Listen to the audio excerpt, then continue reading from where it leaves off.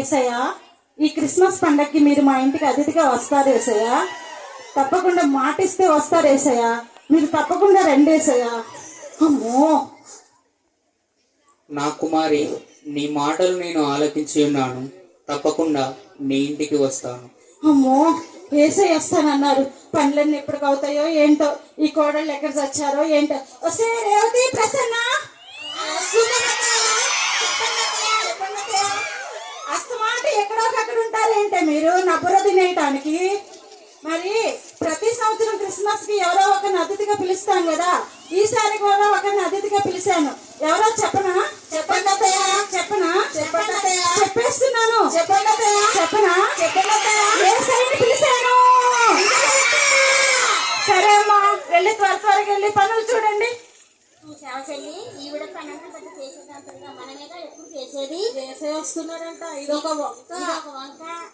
ఏసయ్య వస్తే ఈ వస్తున్నా పిలిస్తే పక్కింటోలే రానికి ఏసయ్య వస్తాడా?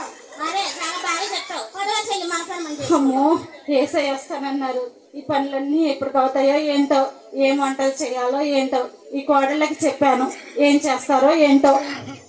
అమ్మా, అమ్మగారు, అమ్మా, కిస్మిస్ పండగమ్మా, ముక్కుంటేనమ్మా. అసలే డైటింగ్ అండి నేను. ఏసయ్యని క్రిస్మస్కి వస్తా చాలా టెన్షన్ గా ఉన్నాను. ఏసయ్య వస్తానన్నారు. పనులు ఎప్పుడు అవుతాయో ఏంటో. అమ్మా, బ్రౌన్ రైస్ తప్ప ఏమి తిననమ్మా.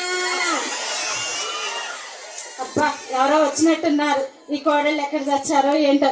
వస్తే ప్రసన్న, రేవతి. అబ్బా, ఎప్పుడు దగ్గరే ఉండరు. నేనే వెళ్ళి చూద్దాం.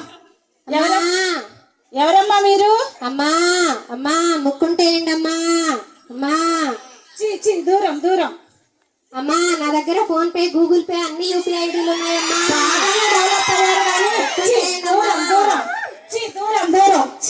జిమ్మడి పోను వేస్ట్. పక్కీడికి అయితే పొచ్చి నిండిపోయేది, టైం వేస్ట్. ఏసై వస్తారని నేను టెన్షన్ పడుతుంటే ఎవరో ఒకరు వచ్చి నా బుర్ర తినేస్తున్నారు. ఈ కోడళ్ళు ఏం చేస్తున్నారో ఏమో. వస్తే ప్రసన్న, రేవతి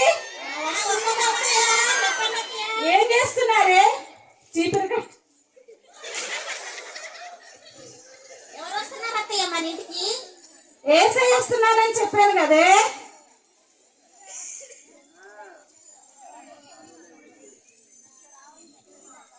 పనులు ఎంతవరకు వచ్చినాయి? వెళ్తున్నాం అత్తయ్య. ఎవరు వస్తున్నారు అత్తయ్య మన ఇంటికి? ఏసై వస్తున్నానని చెప్పాను కదే.